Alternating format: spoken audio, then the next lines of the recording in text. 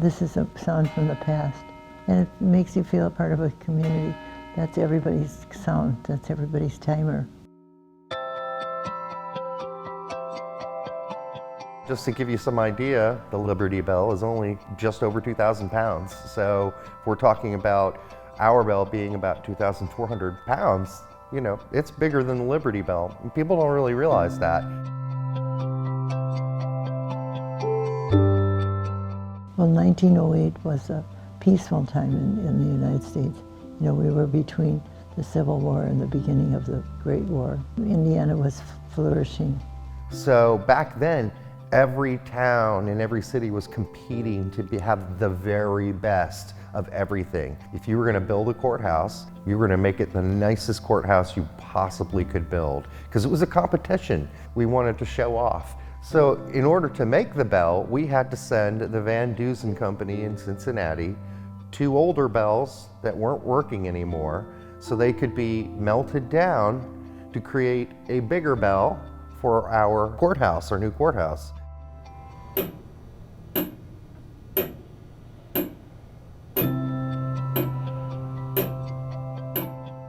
What we found out once we closed the courthouse for renovation, we locked the door and I think changed the locks. And one day somebody came in and nobody talked to one of the judges and said, "I can't get into the courthouse to wind the clock." And that was the first that anybody remembered that there was somebody who did that. There was a human being who did that early Monday mornings. My name is Dale Hepfer, and the company is called Dale Hepfer Clock Repair. We work on all kinds of clocks. Yeah, we don't turn anything down. Graphanolas to grandfather clocks.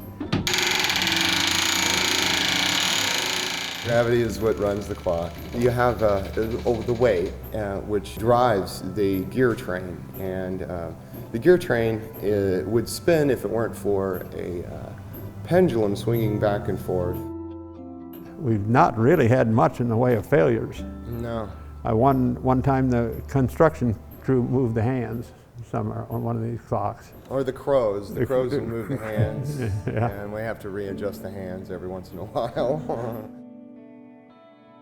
There's many different signatures that go back. You see dates that go, gosh, I think what's the oldest? Oh, way back, I don't know. I don't even know The one I oldest. remember the most was Larry Bird. Yeah, there's a Larry Bird on there.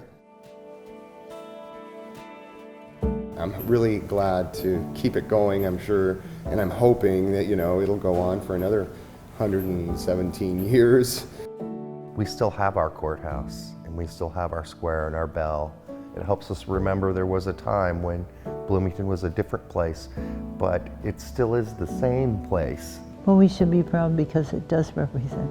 We're retaining some of our past.